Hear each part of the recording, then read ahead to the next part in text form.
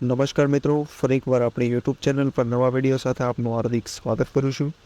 જો તમે આ ચેનલ પર નવા હોય તો આપણી ચેનલને સબસ્ક્રાઇબ કરી લેજો, જેથી સરકારી ભરતીને લગતી અવનવી અપડેટ્સ મળતી રહે. અને જો તમે આપણા વોટ્સએપ ગ્રુપમાં ન જોડાયા હોય તો તેની લિંક ડિસ્ક્રિપ્શનમાં આપેલી છે, જેમાં ક્લાસ 3 અને શિક્ષક ભરતી બંને માટેની લિંક આપેલી છે, જેના દ્વારા તમે જોડાઈ શકો છો. તો મિત્રો, આજના વિડીયોમાં જે ગ્રાન્ટેડ શાળામાં કાયમી ધોરણે શિક્ષકોની ભરતી એટલે કે જે આદિવાસી વિભાગ દ્વારા સંચાલિત શાળા છે, જેમાં કાયમી ધોરણે શિક્ષકોની ભરતી આવેલી છે, તે ઉપરાંત ગુજરાતમાં જિલ્લા વાઇઝ કેટલા શિક્ષકોની જગ્યાઓ ખાલી છે તે વિશેની માહિતી પણ આપણે આ વિડીયોમાં મેળવ્યું છે. તો ચાલો મિત્રો, વિડીયો શરૂ કરીએ.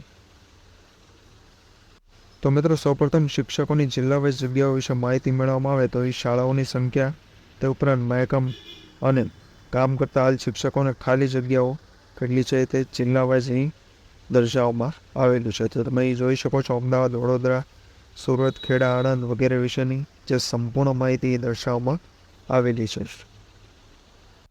તે ઉપરાંત અન્ય જેવા કે જૂનાગઢ, પોરબંદર, મહેસાણા, પાટણ, ભાવનગર વગેરે જેવા જિલ્લાની માહિતી, જેમાં મહેકમ, ખાલી જગ્યા, હાલ કામ કરતા શિક્ષકો વિશેની સંપૂર્ણ ડિટેલ વાઇઝ માહિતી આપવામાં આવેલી છે.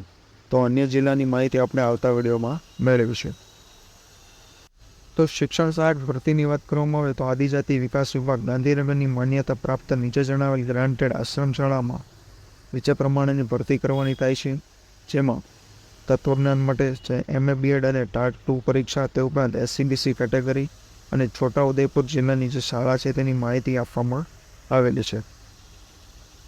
તે ઉપરાંત હિન્દી, ઇતિહાસ અને હિન્દી એમ કુલ અન્ય 3 એટલે કે દરેક વિભાગ શાળામાં એક શિક્ષણ સહાયકની જે ભરતી આવેલી છે, જેમાં અરજી મોકલવાનું સરનામું, તે ઉપરાંત લાયકાત જે MA BEd અને ટાટ 2 માંગવામાં આવેલી છે.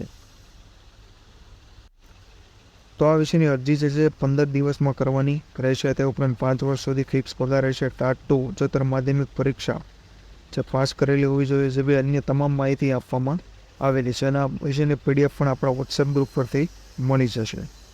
તો આજના વિડીયોમાં બસ આટલું જ. ફરી મળીશું નવી માહિતી સાથે.